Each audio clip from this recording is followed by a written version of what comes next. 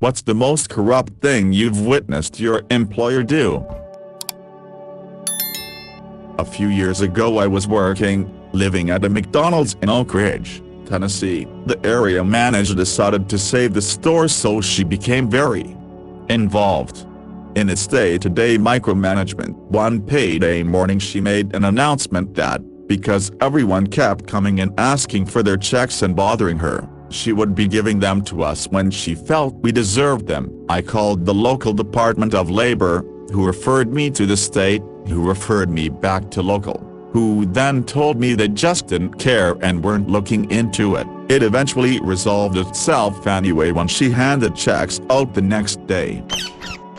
At the first company I worked at, the general manager had all his personal expenses paid by the company. His wife also had a company credit card and was paid a salary, but she didn't work. The company paid for things like their groceries, house mortgage, car payments and family vacations. The kicker is he wasn't the owner of the company. He had a creative accountant that hid these expenses, but the owners became suspicious and they hired an auditor. It took them about 4 years to figure it out. He was fired and his family fled the country, so I'm not sure what happened to him.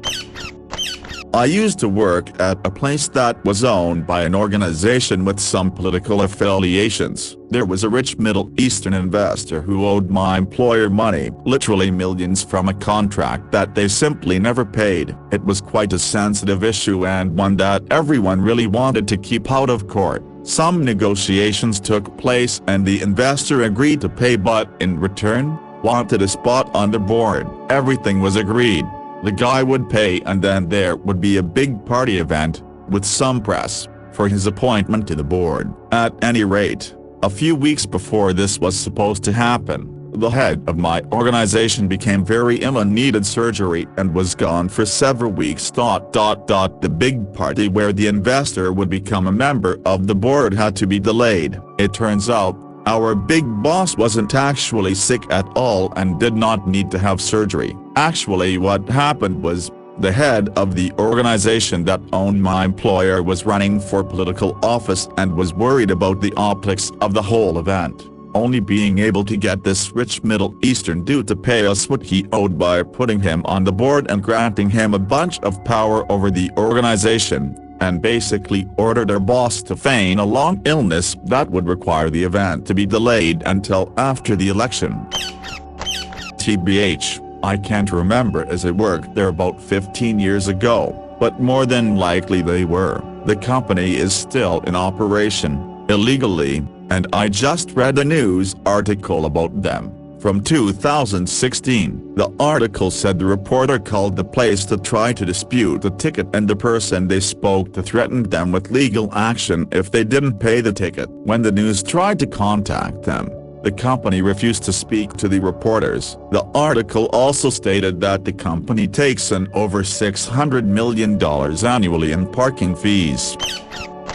Not as bad as some others in this thread, but it still really pissed me off. I worked for a very large telecom company. They would do things around election time like ask for donations to the super PAC that they were a part of for the good of the company, or send a recommended list of people, topics that we should vote for in the elections, in so many words. But what really got me pissed off was when net neutrality was becoming a huge topic. They sent everyone an email explicitly stating that they were in favor of net neutrality and that we had nothing to worry about if we heard the company name mentioned on the news or in court when it came to that topic, and that they were on the side of the consumer and being free to visit the sites you wanted to visit with no catch. Of course that was a lie, because when numbers came out for what companies were lobbying and spending how much money for what side of the argument, they were one of the top contributors against net neutrality. It's one thing to be a greedy corporation and not tell your employees how you're being greedy and underhanded. It's a completely different level to straight up lie to their faces about it in a company-wide email. Yup, I had to do this. Worked for a bookstore and our dead part of the year kicked in. This was back in 2008 to 2010ish, and jobs were hard to come by in my area. So I kept working minimum wage at 8 14 hours a week. We were going to starve soon. I filed partial unemployment, and after 2 payments, suddenly my company could give me 32 40-hour weeks. Crazy how they could suddenly afford to work me full-time. They would only do this for 2 weeks though, 'cause after so many weeks of full-time they would have to offer benefits, so every 3rd week would be less than 20. Whatever, we made it through the skinny times at least. I refiled every time I went more than 2 weeks without full hours. They filed bankruptcy about 10 years ago and died. I loved that job, but the company was just sad. This happened to me in college. I was working at a high-volume upscale jewelry store and liked working in the warehouse. They really wanted me working sales because I was a young, fit female. They figured that I could upsell men buying jewelry for women. First, they tried to get me to switch by implying that I made mistakes by switching a packing label on me. They sent a baby shower gift to a new, very not pregnant, bride and blamed it on me. They agreed to forgive me if I switched to sales. When I still didn't want to switch, they cut my hours. Incidentally, the store is still in business but is in no way considered upscale any longer. I guess their business practices caught up with them. Had my hours cut down to about 8 hours a week. Saw on my schedule that that's how it was gonna be from now on. Went and threatened my manager that I was gonna file for partial unemployment. He told me there's no such thing. I told him he could either look it up himself or find out when my paperwork showed up in his mailbox from the country office of Human Resources. Next day I had an email informing me of a schedule change. Went and checked and all my hours had been bumped back up. For anyone experiencing the cut hours thing, it's called constructive dismissal, and in many states, check your own, you're still eligible for unemployment. Expected to get declined the first time. Appeal and explain. If more people did this, employers would have a harder time doing this shit, in part because the employees so victimized getting unemployment would cause a rise in costs to the former employer. I've been through several jobs where you're expected to pay your dues to earn a more desirable position. I've learned that the more they expect you to pay your dues at a crappy job, the less likely you are to have any upward mobility. If a company cares about investing in its employees, they usually start with decent base pay and benefits. Otherwise they're likely just looking for cheap disposable labor which they lure in with fake promises. I've had a couple that tried to pressure you to work off the clock, without actually asking you to do so in order not to get sued. Suckered some people into doing it. If they complained after the fact, they got canned, and by that I mean they got all hours cut until they were forced to quit so they couldn't file for unemployment. I just made it clear I wasn't playing their games in the first place. First time they tried me I was like, isn't that working off the clock? And they were like, oh no, of course not. We're not asking that at all. Just looking for volunteers. I can't volunteer. Do you want me to stay clocked in, or go home since my shift is over? Oh well, I suppose you can go home. We'll figure it out. Needless to say, they did not like me much after that and made working there a living hell. Cut my hours to low numbers, but not altogether. But I had already asked my old boss if they'd take me back, which they welcomed me back with open arms. Only reason I took the new job was they paid like $3 an hour more. But ob's not worth it if I'm expected to work for free. I have another one that I remembered after seeing a comment. Not so much corrupted employer but employee. I worked for an insurance brokerage. There was a broker that was also on the town hall committee. Our brokerage handled their liability insurance, so when it came time to pay their insurance premiums she took the check and deposited the money into her own bank account. So because of the type of insurance they had, it was something called broker billed, meaning the brokerage would pay for the premiums and it was our job to ensure we got the money and cancel policies if they were in arrears. This woman eventually got fired because she was very far behind on handling customers, and all of this came out in the Washington. Turns out, she stole a few $1,000s from the town committee. Keep in mind the community is only like a few hundred people, so yeah, small town drama. I think she ended up moving after. My first car I bought from a used dealership had a warranty that I thought was great at first until I saw the dealer's receipt for my replaced engine. I had blown the engine like 6 months after buying the car, and with the warranty, it cost me nothing to replace. Did it again a few months later and same process. Except when I got it back this time, someone had left the receipt for the engine they put in my car. The engine cost them $90 from a junkyard. I replaced 3 engines in that car and finally traded it in before I had to get a fourth. I was a mechanic that found out that the company was not letting me fix customers' cars that had oil leaks when the customers had paid for a 200k mile warranty. The manager would tell the service writer to say that the warranty company declined it, and eventually started making me take a photo to him so that he could tell me that the leak wasn't bad enough to fix. The customer paid for a warranty and the company wasn't holding up their end of the deal because it was costing them money. They are one of the most profitable car dealerships in my town and now have 3 dealerships and are expanding. When I used to housekeep at a hotel, our head housekeeper would go into all of our checkouts and steal our tips before we could get to them. I remember a few times seeing tips in my rooms and foolishly not thinking to pick them up before they disappeared. A few of my other co-workers witnessed similar instances. At one point, a guest came up to me and said she'd leave a big tip in her room for me. It was a mess. I found out later that the head housekeeper cleaned the room herself. She walked out like a year later. Our GM demoted her to regular housekeeper. Everyone had complaints about her. She was a very awful person in general. My sister worked at a hot dog restaurant when she was in HS, and the same exact thing happened there. The manager kept all the tips, and they also forced another kid to pay for a donut making machine that he broke. He wasn't trained to use it properly. This place was selling hot dogs for like $7 and getting rich off the hard work of 16-year-olds. Assholes. If you're ever in Toronto, don't go to the fancy hot dog restaurant with a wiener dog logo.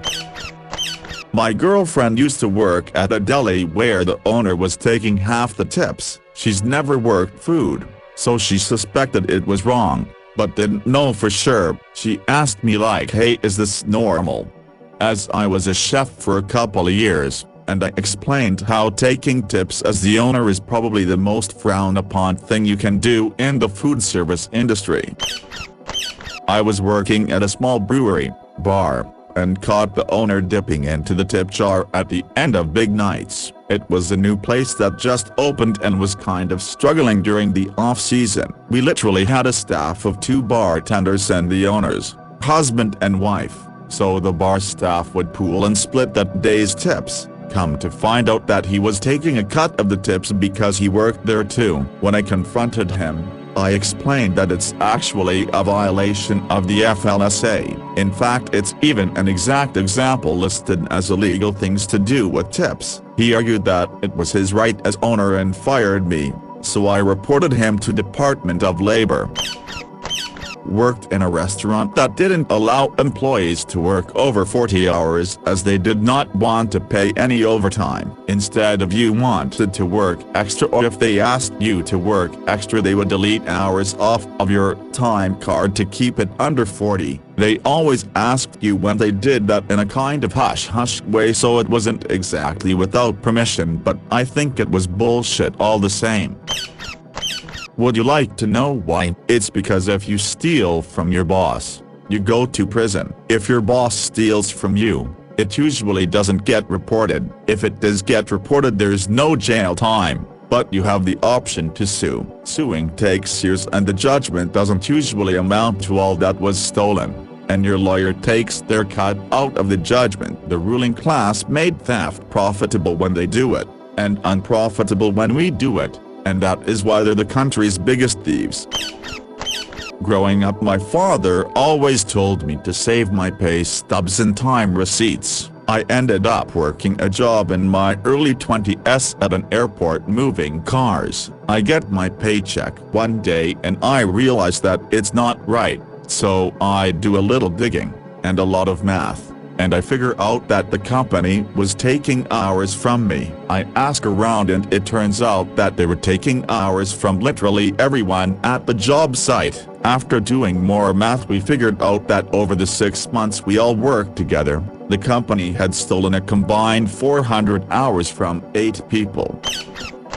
I saw this from the other end. Worked for U-Haul in the late 90s, early aughts. They were one of the biggest Yellow Pages advertisers. This was when the internet was just destroying the heap. We went from a whole department just dedicated to designing and placing ads for hundreds of locations to a few people following the dregs. I worked for a company like that. The customer service reps, people who would field the customer calls asking for returns, were graded and given bonuses for how many sales they saved. Saved meaning how many people who called to return our products they tricked into holding on to it past the full refund window. Had a job out of college selling Yellow Pages advertising. A big part of the job was just renewing the old ads in the book, and we had to call each business to have them renew their ad. But as the Yellow Pages book became more and more obsolete, more customers would cancel their ads. So the company changed the policy of having us call each business and instead put in a policy that any customer who didn't specifically call to cancel would be auto-renewed. Then they would purposefully send out the renewal notices late enough that the customers couldn't cancel in time to avoid the following year's charges. If one of us did actually get a call from a customer looking to cancel and with time to legitimately do so and we actually canceled them ... fired. Man, I feel ya. My old job was 5 days on, 4 off, 5 on 5 off, then 4 on 5 off. Stupid to stay on top of pay, right? It gets better. They intentionally hold on to some of your money so to equalize your pay. Gets more great. I also get bonus per hour due to the nature of my job. The hourly rate is paid bi-weekly, and the bonus is semi-monthly. I have absolutely no fucking clue what I'm supposed to get paid and to stay on top of what's owed. One time when I was a chef in college, I worked 14 days straight, with half of those days being 12-hour days. This all fell in one pay period too. It was rough, but it was summer and I was gushing over the amount of overtime I was about to get. It came out to like over 70 hours overtime. I was supposed to get almost an additional $1,000 on my paycheck. I calculated the math with tax and everything and couldn't wait to pick up my paycheck the next week for that pay period. I pick it up, and the paycheck is quite larger than I'm used to, given I normally only work 25 hours a week, but there is zero overtime on it. It was short almost $1,000. I got to the HR office the next day. It was located at a different casino, and asked, and they go, yeah, so in Nevada, you only qualify for overtime if you average 40 hours a week normally. That sounded like bullshit to me.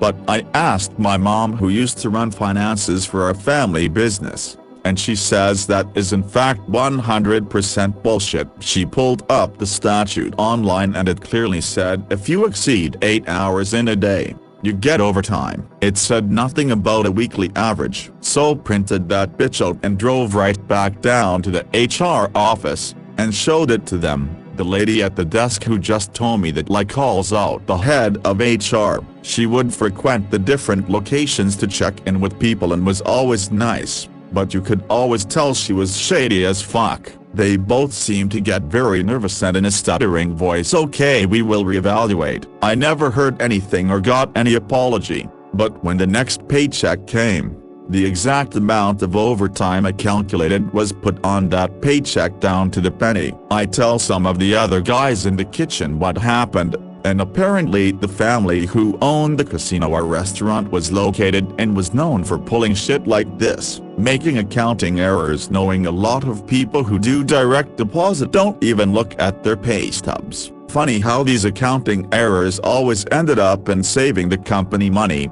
and never gave the employee extra cash. Lol. A server no more than a few months later had the same exact shit happen to him. Rat bastards.